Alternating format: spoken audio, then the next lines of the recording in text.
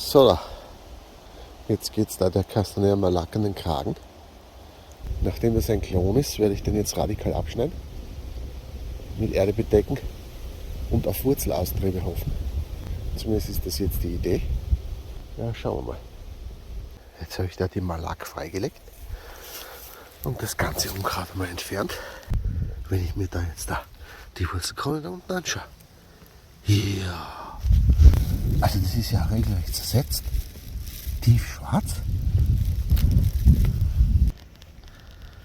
Also das sieht mir nicht nach Gryphonectria parasitica aus. Das sieht mir eher nach Phytophthora aus. Jetzt habe ich das da abgeschnitten, direkt am Boden. Also da wundert es nicht, dass der Baum so schlecht ausgeschaut hat. Ja, nur dann nützt aber das Abschneiden auch nichts, ne?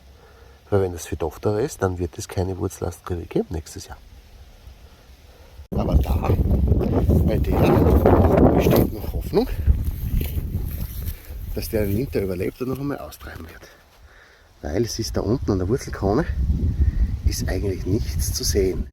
Wenn man ganz genau schaut, könnte man meinen, eine dunkle Verfärbung zu sehen, einen Schatten an der Rinde, aber ja, kann ich nicht sagen. Also ich würde sagen, die Chancen stehen 50-50, dass sie im Frühjahr noch mal austreiben wird. Ich vermute stark, dass insbesondere in milden Wintern Phytophthora die Wurzeln abfrisst, der Baum sich nicht wehren kann, weil er in Winterruhe ist, den Wurzelverlust nicht kompensieren kann, weil er in Winterruhe ist und dann einfach im Frühjahr keine Wurzeln mehr da sind, die austreiben könnten. Ne? Ja, und da herum, die ist ja mit ziemlicher Sicherheit eingegangen, also komplett tot. Da wird auch nichts mehr austreiben im Frühjahr, weil dieses Stück Erde mit Phytophthora verseucht ist. Ne? Also würde ich sagen, 1,5 Jahre hat es gedauert, bis Phytophthora diese Malac da abgetötet hat. Ja, und jetzt ist der Platz unter Quarantäne. Also was ich sicher nicht machen werde, ist da den Wurzelstock ausgraben. Kommt überhaupt nicht in Frage. Damit kontaminiere ich mir nur mein Werkzeug. Ja, und das bringt überhaupt nichts, weil was mache ich dann mit dem Wurzelstock?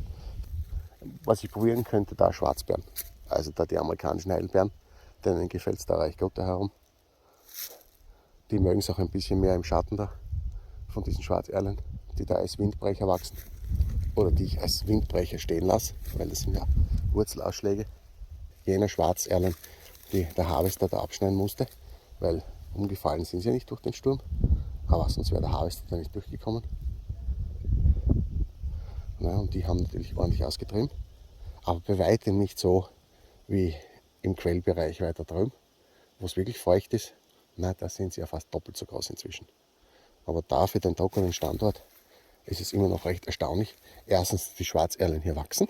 Ja, es dürfte früher viel feuchter gewesen sein, also zum Zeitpunkt, wo da diese Wurzelstöcke gekeimt sind.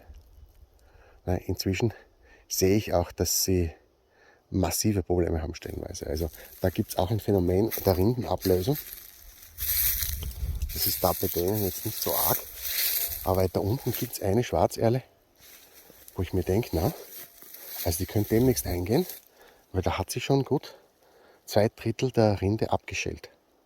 Ja, die wird nur noch durch einen kleinen Rand, kann sie die Krone ernähren. Ja, was mache ich da jetzt? Ja, also ich lasse es jetzt in Quarantäne. Nämlich auch die Pflanze stecken und da den Draht, das lasse ich einmal da. Das kommt mir jetzt nirgendwo anders hin. Und dann schauen wir mal, wie sich das da entwickelt. Ne?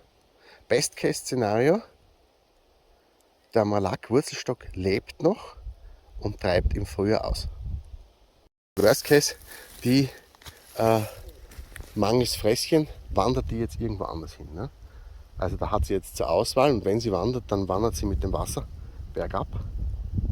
Ne? Entweder da zum Wurzelsystem der Schwarzerle, die ist ja nur 2 Meter weiter bergab. Ne? Worst-Case-Szenario da zum Wurzelsystem von der Massol oder von anderen Kastanien. Ja, wie sich Phytophthora unter der Erde ausbreiten kann, ist auch eine spannende Frage, die niemand interessiert. Also mein Internet weiß dazu gar nichts. Zu den Verdachtsfällen. Der Krankheitsverlauf bei dieser Massol war dramatisch. Zwischen unauffällig vital und mausetot lagen nur 2 Wochen. Im Herbst 2024 wollte ich den toten Baum dann ausgraben. Ich konnte den Stamm mühelos aus dem Boden ziehen, weil es keine Wurzeln mehr gab.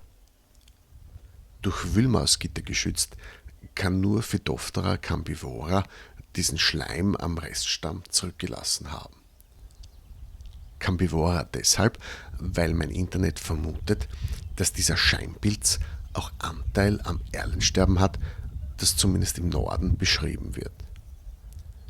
Die räumliche Nähe von geschädigten Schwarzerlen und betroffenen Ehlkastanien ist dabei erwähnenswert. Gelbliches Laub an einigen anderen Kastanienbäumen könnte nicht nur auf Chlorose durch Nährstoffmangel oder Staunässe deuten, sondern auch auf Wurzelverlust durch Phytophthora. Und zwar aus einem einfachen Grund.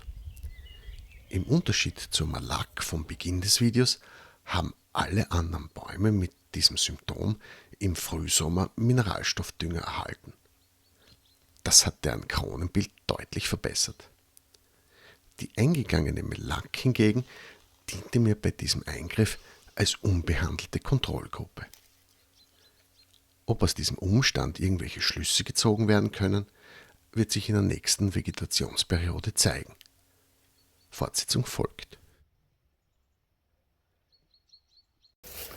Das sieht sehr tot aus, da wird sich auch nichts mehr tun. Und das ist wieder dieses schlagartige Absterben im Frühjahr, kurz bevor der Baum versucht auszutreiben.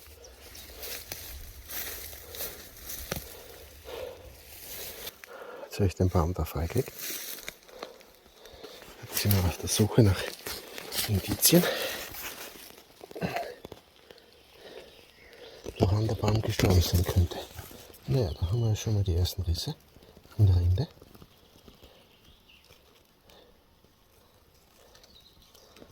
Und die Wurzelkrone ist komplett schwarz verfärbt. Ne, und der Baum war ja letzten Herbst mit Sicherheit noch am Leben. Das sieht man ja, er hat sogar einen Ast abgeschnitten und den mit Baumlack versorgt. Ne? So, jetzt habe ich den abgeschnitten. Da sieht man jetzt nochmal besser die Risse in der Rinde und die schwarze Verfärbung.